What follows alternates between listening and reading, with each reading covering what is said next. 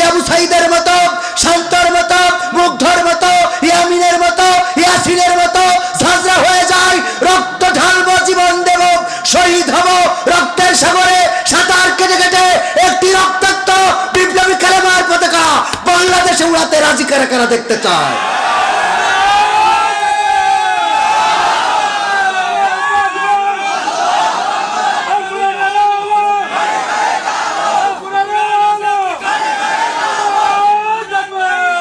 গণতন্ত্র চিনি নাই আমি, জানি না গণতন্ত্র, গণতন্ত্র দেখিনি আমি, জানি না গণতন্ত্র, গণতন্ত্র দেখিনি আমি, শুনেছি গণতন্ত্র, গণতন্ত্র চিনি নাই আমি, জানি না গণতন্ত্র, গণতন্ত্র দেখিনি আমি, শুনেছি গণতন্ত্র। শুনেছিলাম আমি বাংলাদেশে গণতান্ত্রিক রাজা, যখন যারে মনে চেয়েছে ধরে দিয়েছে সাজা। শুনেছিলাম আমি বাংলাদেশে গণতান্ত্রিক রাজা, যখন যারে মনে চেয়েছে ধরে দিয়েছে সাজা।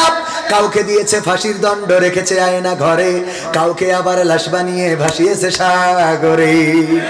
কাউকে দিয়েছে ফাঁসির দণ্ড, রেখেছে আয়না ঘরে, কাউকে আবার লাশ বানিয়ে ভাসিয়েছে সাগরে। করেছে সব কিসের জোরে, ছিল কি দাদার মন্ত্র? কেমন গণতন্ত্র ছিল, কেমন গণতন্ত্র, গণতন্ত্রের আড়ালে ছিল দাদার ষড়যন্ত্র। কেমন গণতন্ত্র ছিল, কেমন গণতন্ত্র, গণতন্ত্রের আড়ালে ছিল মোদির ষড়যন্ত্র। শুনেছি আগে নির্বাচনে লাগতো টাকার নোট, দেখেছি আমরা ভোট করিতে লাগেনি কোনো ভোট। শুনেছি আগে নির্বাচনে লাগতো টাকার নোট, দেখেছি আমরা ভোট করিতে লাগেনি কোনো ভোট। ভোটের আগে পাশ হয়েছে মন্ত্রী মিনিস্টার, লাগেনি মিছিল, লাগেনি মিটিং, লাগেনি তো পোস্টার। ভোটের আগে পাশ হয়েছে মন্ত্রী মিনিস্টার, লাগেনি মিছিল, লাগেনি মিটিং, লাগেনি তো পোস্টার। নির্বাচন কমিশন ছিল ইন্ডিয়ান গণতন্ত্র। কেমন গণতন্ত্র ছিল, কেমন গণতন্ত্র, গণতন্ত্রের আড়ালে ছিল মোদির ষড়যন্ত্র। কেমন গণতন্ত্র ছিল, কেমন গণতন্ত্র, গণতন্ত্রের আড়ালে ছিল রায়ের ষড়যন্ত্র। বিরোধী দল যারা সংসদে ছিল তারা ছিল পোষা ময়না, দেশ জলে পুড়ে হয়েছিল ছাই, তবুও তো কিছু কয় না।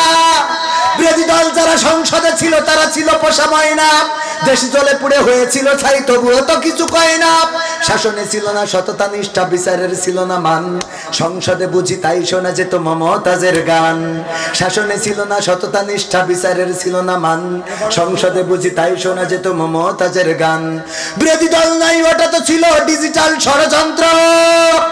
কেমন গণতন্ত্র ছিল, কেমন গণতন্ত্র, গণতন্ত্রের আড়ালে ছিল দাদার ষড়যন্ত্র।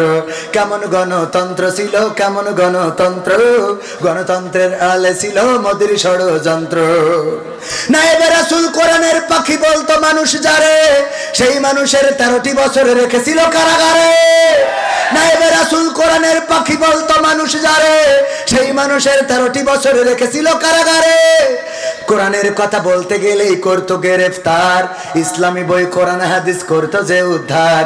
দিনের কথা বলতে গেলেই করতো গ্রেফতার, ইসলামী বই কোরআন হাদিস করতো যে উদ্ধার। এসবে নাকি থাকতো লেখা নাশকতার মন্ত্র। কেমন গণতন্ত্র ছিল, কেমন গণতন্ত্র, গণতন্ত্রের আড়ালে ছিল দাদার ষড়যন্ত্র। কেমন গণতন্ত্র ছিল, কেমন গণতন্ত্র, গণতন্ত্রের আড়ালে ছিল রয়ের ষড়যন্ত্র। ঠিক না বেঠে? আমরা ইংরেজদের শাসন দেখেছি প্রায় 200 বছর, 190 বছর আমাদের শাসন করেছে। আমরা পাকিস্তানিদের শাসন দেখেছি, তারা 24 বছর আমাদের শাসন করেছে।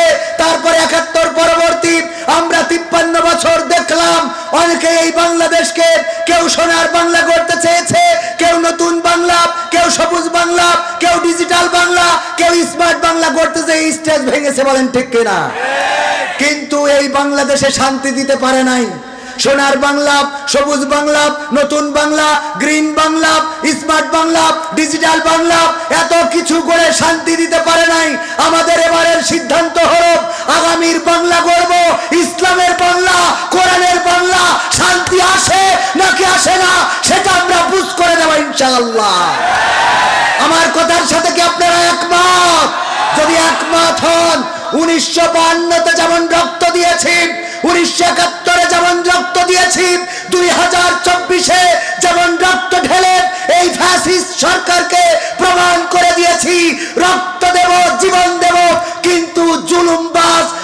স্বৈরাচার ফ্যাসিস্ট সরকারকে বাংলার জমিনে মেনে নেব না, বলেন ঠিক কিনা? এমন সিদ্ধান্ত একবার নিতে হবে। আমাদের নেতৃবৃন্দ যদি দিন কায়েমের জন্য ডাক দেয়, কোরআন কায়েমের জন্য যদি আন্দোলনের ডাক দেয়, সেই আন্দোলনের শরীর থেকে কোরআনকে বুকে আগলে রেখে বাতিলের মোকাবেলায় যদি বাতিলের সামনে বুক পেতে দিতে হয়